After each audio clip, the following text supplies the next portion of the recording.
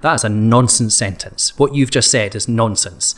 But if you were to try and... What I said or what you said? What you said. Hello and welcome to the GoodPractice Podcast, a weekly show about work, performance and learning. I'm Ross Garner, and this week we're discussing the language of learning and development. Is it useful? Does it excuse us for being vague? Does it even matter? I'm joined, as usual, by regular contributor Owen Ferguson. Hello, Owen. Hi, Ross. And from the eLearning Guild, our special guest, David Kelly. Hello, Dave. Hi, gentlemen. Dave, do you want to get us started by explaining what we mean by the language of L&D? Don't we speak like everyone else? Oh gosh, no, not even a little bit. So when I think of the language of L&D, I think about how we speak. And that's a pretty broad statement just in terms of how we speak to each other, how we speak to people outside of our field, and how that affects not only the interactions we have, but the thoughts that we have. I've been fascinated by this idea of language for quite some time. I bring it back to the ancient philosopher George Carlin, who in one of his routines has this great routine on language, and in it he says, we think in language, and as such, the quality of our thoughts and ideas can only be as good as the quality of our language. And you see that in just everyday life. I mean, how a lot of even at the highest level of some of the patriarchal stuff we see in society is largely shaped on some level by the language we use. I mean, even something as simple as this, the example that George Carlin used in that routine, even though we've gotten away from it a little bit, was the shift from spokesman to spokesperson. Even a simple thing like that can change the way you do it. And I think of that in the language that we use every day in L&D. And sometimes it shapes the way that we think. Do you think that's true, Owen? Well, yes, that is true. By default, almost the language that we use does shape the way that we think. But there's lots of different faces to that. So there's the language that we use with other L&D professionals that's almost like a shorthand. That in certain circumstances I think is acceptable. So if you're in the medical profession, a term like atrial fibrillation is used to describe a situation where the heart's upper chambers contract randomly and sometimes so fast that the heart muscle can't relax properly between contractions, and that reduces the heart's efficiency and its overall performance. And it occurs when there's abnormal electric impulses that suddenly start firing in the atria. Now, they use the term atrial fibrillation to summarize that. And I think that it's okay for them to use that term when they're talking to each other. What wouldn't be okay is for them to use that term with a layperson and not explain what it means or where it comes from. So there's the language used with other L&D professionals, and then there's the language that we use with people who don't work in L&D. And I think the main problem is how appropriately language that's used in one context is for the other context. And we often get mixed up with some of that. And then, as Dave has alluded to, there's situations where we are using terms that are we don't share a common understanding. And so we're using terms and actually we're talking about some completely different thing, but we think that we're on the same page, and that can get that can drive us down some tortuous paths. Were you describing a heart attack? No, I was describing atrial fibrillation. A heart attack would be different, Ross. I wasn't sure. What would a normal person call that? Because this seems to illustrate the point about speaking to your audience. Yeah, it would be. Is it a murmur? A murmur is one of the possible impacts of atrial fibrillation. I think I would call that, "Honey, I need to go to the hospital." Yeah, That's what I would call that. Yeah. I mean, when I think about this, I often find that I feel like I think far more. With far greater erudition than I speak. I will often struggle to convey my thoughts. And so it almost seems like an insult upon my mind that you think that the way that I speak reflects the incredibly poor and haphazard quality of my thoughts. Well, a lot of what we do, it shapes it in such a way. Like when I was at Learning Technologies last week doing a session, I actually touched on this a little bit. Even something as basic as the word learning.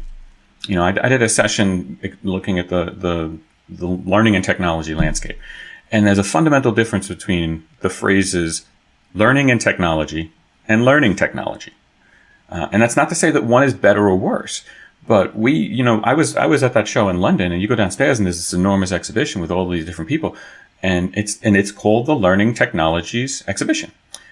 But I would argue if you look around at the vast majority of people, of the solutions that are down there, they're not learning technologies, they're education and training technologies. And that's not better or worse. It's just, we need to acknowledge that. Because, we talk about this idea that this is all, what we do is learning. But it's not. A lot of what we do is creating educational and training experiences through which we hope someone can learn. And that's a totally different mindset. We've created this idea that learning is what we do, and it's not. I mean, even something as fundamental as that, we create experiences through which we hope people can learn and develop skills. And it's just a fundamental thing that shapes, we've created this idea of what learning looks like, and it's somehow somewhere along the line, education and training became that we do more than that. But our efforts are mostly around education and training. If you want to talk about what learning activities are, you need to talk about the behaviors of the people that are learning. And we always talk about these, you talk about the language that we use as learning professionals. You have the average conversation that you have with someone in our field, and you talk about the activities of learning. You're going to hear activities that are their activities around creating education and training experiences. And that's a fundamental flaw in the way that we talk to one another. So to what extent, because I think that actually that definition of learning is probably closer to what most employees would think of when you talk about learning. So you use the word learning and they will think education and training. And actually, for a significant subset of the L&D profession, we're meaning it in a much more expansive way, and we're talking about supporting performance, and we're talking about encouraging and creating conditions where informal learning can happen more efficiently. But you use the word learning to someone who's working in a business, and they think that is the stuff that I do when I can make time for it outside of my normal work pattern, or I'll do it when it's scheduled for me. So in some ways, the language of the industry is reflecting the rest of the audience as opposed to being something that's shaping what we're doing. I completely agree. I'm sorry. I don't think that's right. Do you know? Well, why don't I disagree, and then Dave can come in. So I think Dave's point is that we are, and we've spoken about this before, we use the word learning for everything as the least offensive term in this kind of category of education training stuff. But the people that we're designing for consider it education and training, and actually what we design is education and training a lot of the time. But we call it learning because whenever we use any of those other terms, it's considered old hat, and we get attacked by our colleagues for using a more precise term for what we're doing. But it's been deemed offensive by the at some point in our history, training became a 4-letter word. I don't know when that happened. I don't know why that happened. But we are doing it though. So it's not that we're designing something that's different from what learners expect. It's that we're designing something that they do expect, but we are labeling it differently to avoid causing offense. Yeah, we've tried somewhere along the line. Training became a bad word, so we changed the word. We didn't change the behavior. We just changed the word around it, and that's unfortunate. Are we enough of a profession to have more complicated words than that, though? When you give the example of the medical profession, I don't know that we have that level of precision in the way that we speak. Or isn't that the point? That is exactly the point. I think we should be a lot more precise. And I think that, if we're to consider ourselves, or we're put ourselves on the track towards becoming a genuine profession, then we need to be much more, we need to get in depth a lot more around exactly the things that we're talking about. And some of it might be stopping, when we're having internal conversations, stopping using terms that are too generic and broad to be any use whatsoever. So yeah, I would, we need to start digging deeper, being more research and evidence focused, and we need to start getting more precise about what we're talking about. See, and one of the things that I would add to that is we talk about this idea of wanting, you mentioned the fact that we want to be a profession, and we are, but we don't need a new language to credentialize ourselves. That language already exists. It's the language of whatever business you're in. And whatever business that you're in, connect what you're doing to those metrics, to the language that those business leaders are using. Perfect example of this is when I was working with one of the banks that I used to work in. We were talking about one of my instructional designers wanted to work with with the compliance department on creating this game-based training program. And I said, all right, you're gonna go speak to the compliance officer. Give me your pitch. And for about 2 minutes, she gave me her pitch, and it was spot on. Talked about what the problem was, talked about what we were going to do it, talked about what she expected the results to be. Thought it was great. I said, all right, do me a favor, do it again, but don't say the word game. And she's like, what do you mean? I said, just don't say the word game, because as soon as he hears the word game, he's going to stop listening to anything else you have to say. Do it again and don't say the word game. And holy cow, did she struggle. Because she, every time she wanted to say the word game, she froze up. And we sat there for a half an hour just having her go through this pitch and how she could do. I said, forget about the word game. Just talk about what people are doing. Just talk about what people are doing and how and what those activities in the workshop are going to be and how it's going to benefit. Just don't say the word game. And it was like you saw that light bulb go off when she finally started to be able to do it secondhand. And it's things like that. Like you have to recognize that you're not speaking the language of the business when you come in there to the compliance officer of a bank and say, we're going to play a game. It's just, I keep coming back to this idea of simpler language. Just talk to the language that people can understand. Don't invent a language to try and convey something. Yeah, and a lot of that comes down to the audience that you're speaking to and what you're trying to achieve as part of that conversation. So, and I would separate out the two. So I can give an education-focused example. If we're talking about summative versus... Nice yeah, catch. Exactly. But if we talk about summative versus formative assessment, those are two different kinds of assessment with two different purposes there. And I think it's okay when you're speaking to other... Are you about to disagree with that? Are they the same thing, Ross? Seemed like there was a little feedback coming from your mic there. Well, it would be... Your best summative assessment would be one that took place throughout a particular program rather than took place entirely at the end. So that would probably have some formative elements, and those ostensibly formative assessments might have some summative part if they contributed to an overall grade. For example, if you had 5% throughout, each assessment throughout the thing. So I would not say that they are totally distinct. So, but there you go. There's a perfect example of a sentence that for someone who works in learning and development, or for most people working in learning and development, that sentence would make sense. And from anyone not working in learning, development, and education, that is a nonsense sentence. What you've just said is nonsense. But if you were to try and what I said or what you said? What you said. So, but therefore, right, so sometimes these terms can be useful if you're speaking to other professionals who have a shared common understanding of certain terms. But if you're speaking to the business, if you're trying to get an idea across or you're trying to persuade to go in a particular direction, those things are actively harmful because it does sound like nonsense. Absolutely. Okay, but let's not pretend that. In fact, I'm going to attack you first, Owen, and then I'm going to go on to my next point. So earlier on, you said dig deeper and take an evidence-led approach. I think both of those expressions fall into this trap where they kind of mean something different to you to what they mean to the person listening. Like, what do you mean by dig deeper, and what do you mean by evidence? Right? So suddenly it expands. And this is the problem with these kind of conversations, is you totally get sucked into a wormhole. There's another one. And let's not pretend that the business is totally immune to having this kind of chat as well, because they're always talking about, as we all are, ballpark figures going forward, mission critical, etc., etc. And it's often used as a way of pretending that we agree on something, because fundamentally we don't agree at all. And we're going to be here for ages if we keep arguing about it. So how do you overcome that hurdle of not just speaking in another bullshitty lingo? I think part of it is understanding when people are using a bullshitty lingo.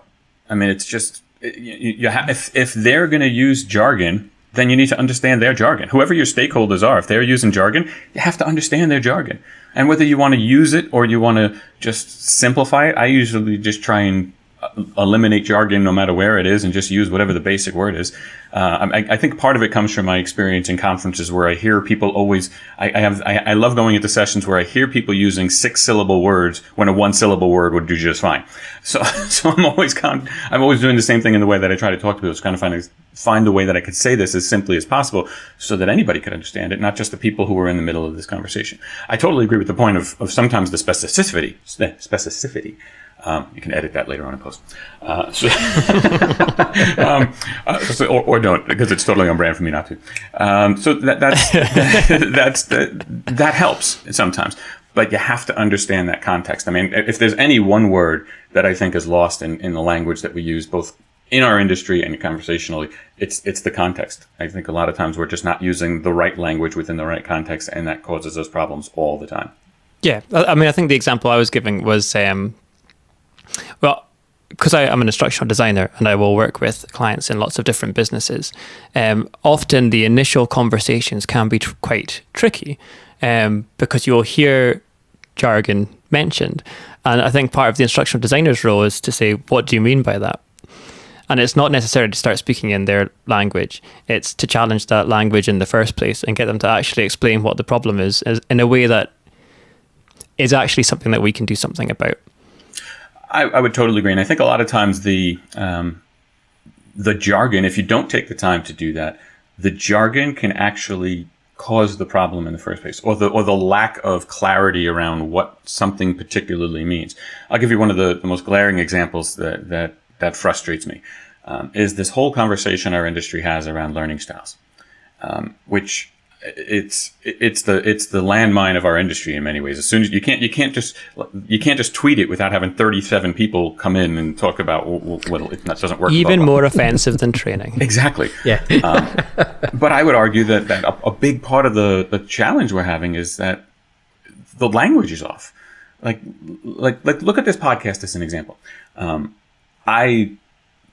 This is something that I always listen to. Not because I'm an auditory learner, not because I'm not because of anything like that, because it makes sense on this. But like, I like audiobooks too. And if you come to me and I say I prefer audiobooks, and you say, well, no, you're not an auditory learner. That's not the point. We're talking about the phrase you often hear is learning styles don't exist. And from a language standpoint, that's not the point. That's not what it is. It's not about learning styles don't exist. The whole idea of this debate is that catering instruction towards someone's preferred way of learning has no benefit. It's about catering the instruction to the context of what it is. That's not the debate you hear. You hear the debate of learning styles don't exist. And when you're dealing with human beings with emotions, and I prefer to listen to a book rather than reading it, hypothetically, and you tell me that doesn't exist, that's not valid, that me saying I prefer to listen to it is not valid, you're immediately starting from an argument when you shouldn't even been in that zone at all. It's not about that. It's never been about that people don't have preferences in terms of the way that they consume content. It's always been about that catering to those preferences in terms of the way you instruct someone has no valid benefit to the learning. And that's not the conversation you see in learning styles. And it's all about language. It's all about the way that we're talking about it. That is causing a problem that probably could go away if we could just get people on the same page in terms of the conversation. But I don't think it's ever going to go away.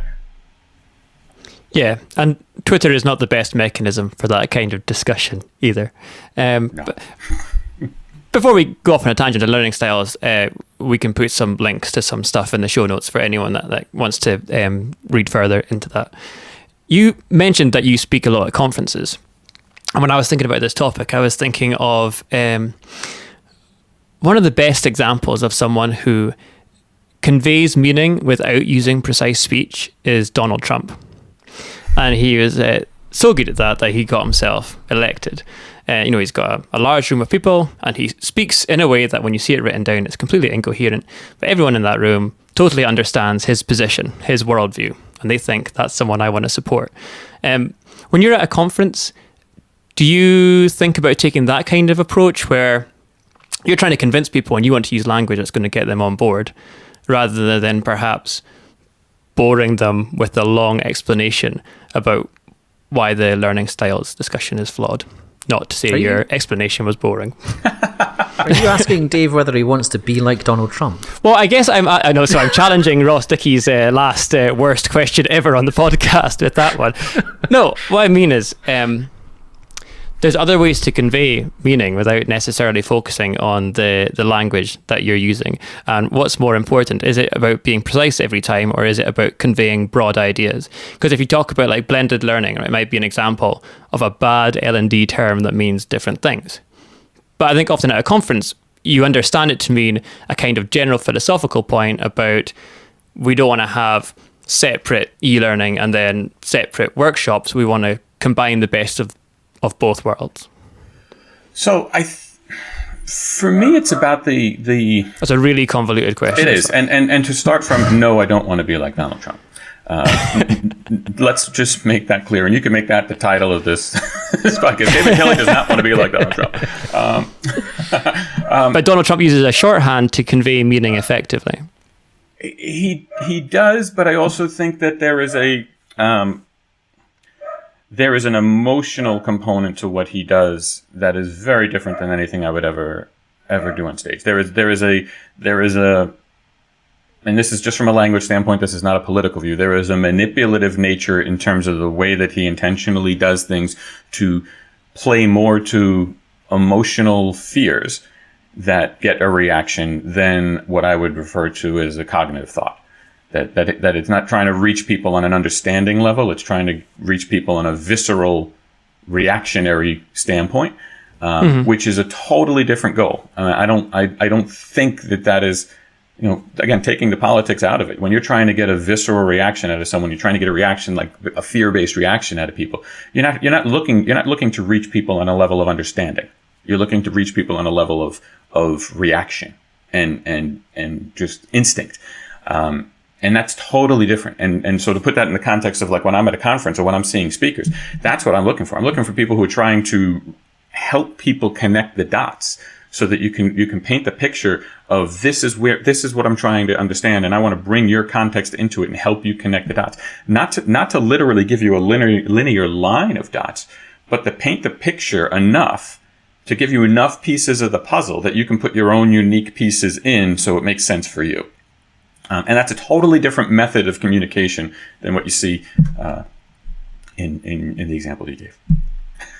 Yeah. I mean, I think, Ross, you're picking out an example of someone who has had some short-term success with a particular way of doing something, and we don't know how much long-term success there is going to be there. I'd much prefer to look at the kind of approaches that we know have longer-term success. So if you think about, for me, the very best experts, they don't hide behind confusing or complex language when they're speaking to a lay audience. They want people to understand. So a better example would be someone like Richard Feynman, who takes incredibly complex ideas and distills them down and thinks, how can I best make sense of this for a lay audience? And famously, one of his sort of base line was like, can I explain this in an undergraduate lecture?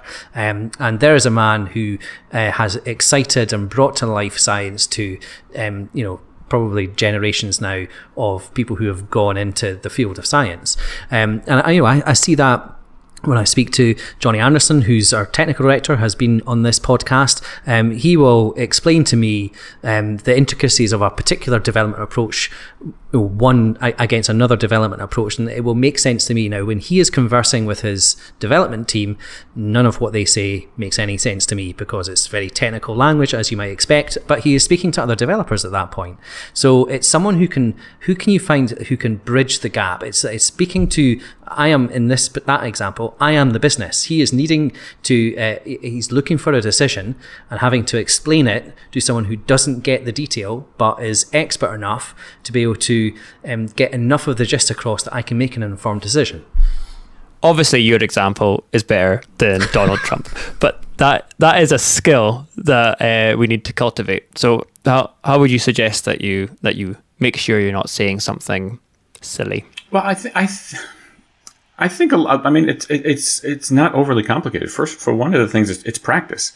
I mean, you have to make the language that you're using intentional, and you have to, and sometimes it's a hard habit to break. Like a good example, I have trained myself, and I still slip up every now and then, but I've trained myself to not use the phrase best practices. I don't like the phrase best practice. I think it removes context from the equation. To say that one thing is best for one organization without, and another can just apply it. No.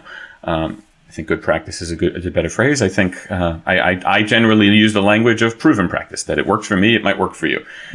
But it took a long time for me to be naturally saying proven practices when I spent my entire career saying best practice, because that's just the vernacular.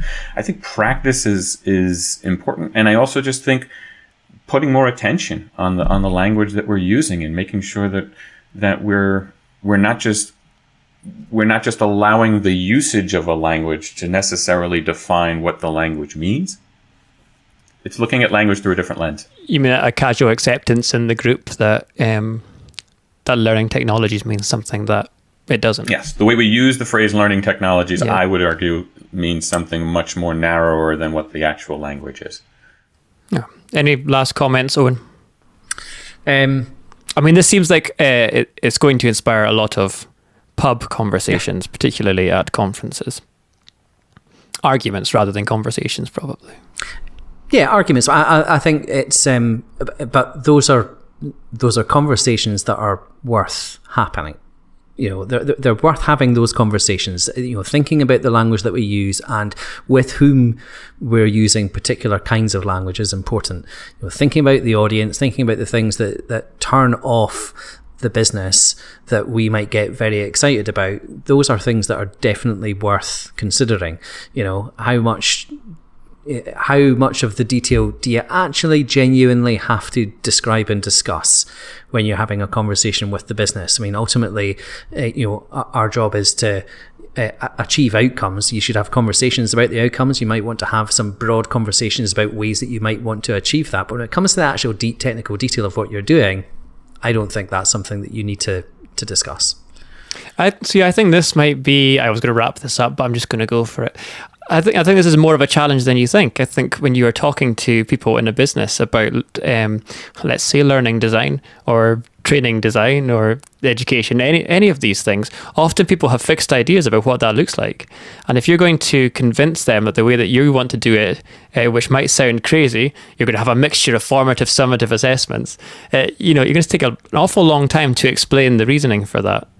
It is not quite as simple as saying, I want to tie this to business outcomes, because often the business people think that they know how to do our job.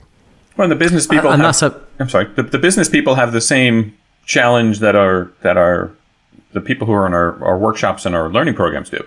I mean, we've been it's not an insignificant rock to look at the conditioning of 12 plus years of school that everybody basically went through, of what learning looks like, as I put the air quotes in the air. Learning looks like a classroom, and it looks like there's an expertise that's being shared with novices.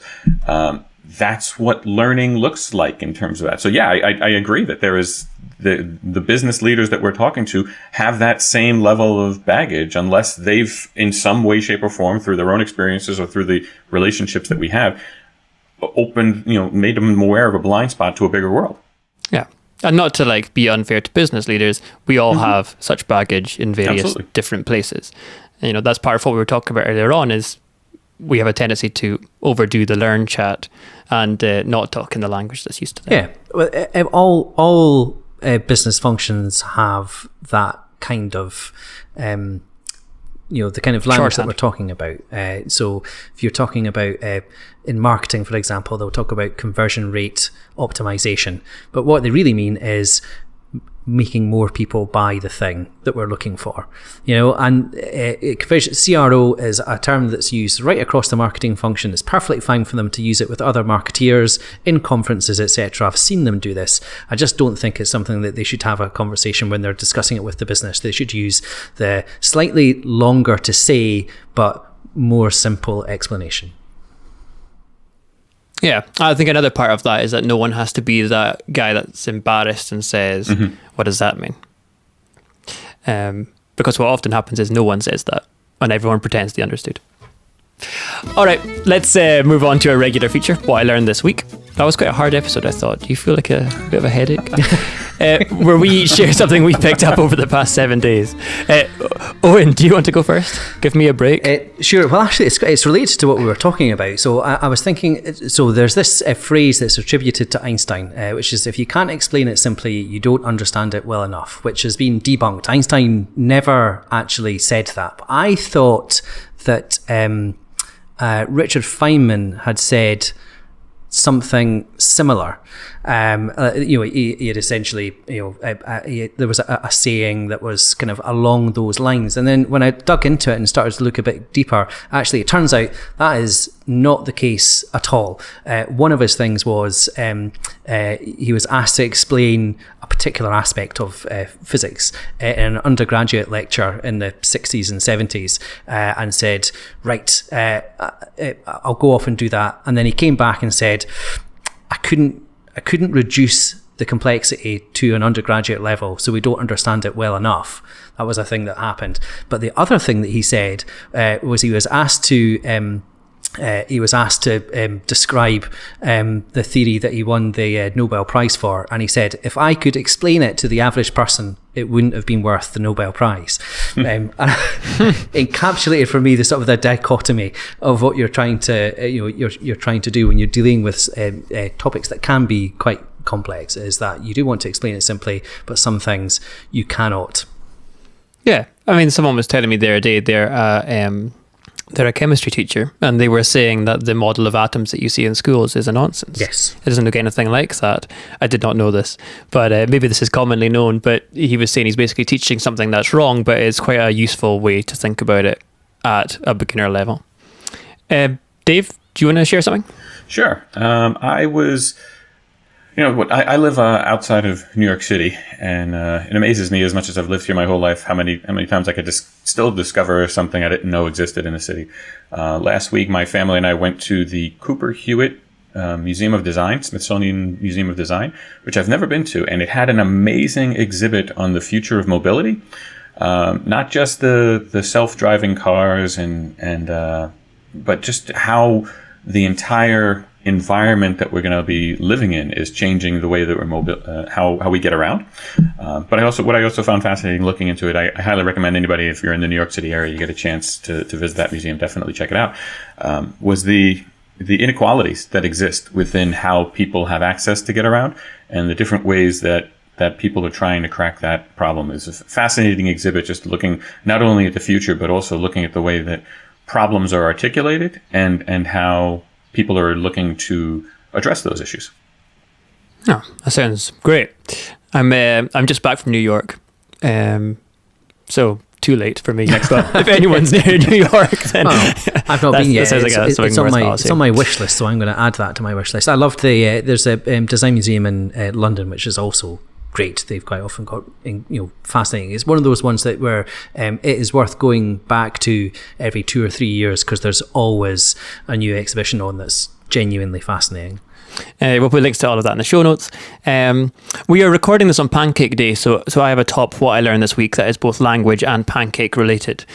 So a German friend of mine works as a researcher in the Arctic, and she tweeted that she'd sent her family a picture of, I'm going to try and get this right, Pfannkuchen ice, which is German for pancake ice. But the German word ice means both ice and ice cream, to which her sister responded, sounds delicious. Pfannkuchen ice. And that's it. That's all from us. If you'd like to get in touch with us about anything we've said on the show, you can tweet me at RossGarnerGP. You can tweet Owen at Owen Ferguson.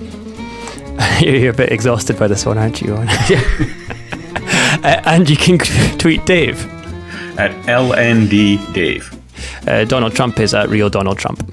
Dave, do you want to plug anything? Sure. The work I do with the Guild, we do a number of different events throughout the year. If you're interested in learning more about them, you can check it out at eLearningGuild.com. The two that are coming up the rest of this year, we have Realities 360, an AR/VR show in San Jose in June. And of course, we have DevLearn, our big show in Las Vegas come October. DevLearn, you say?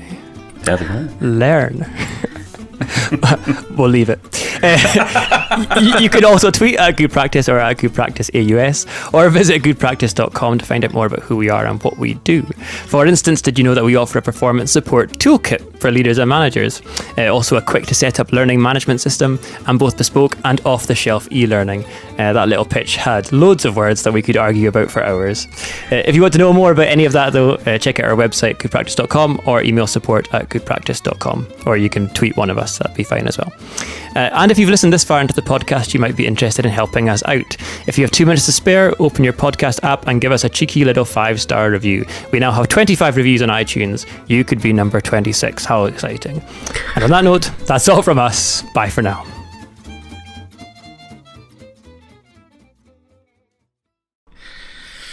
Oh, yeah.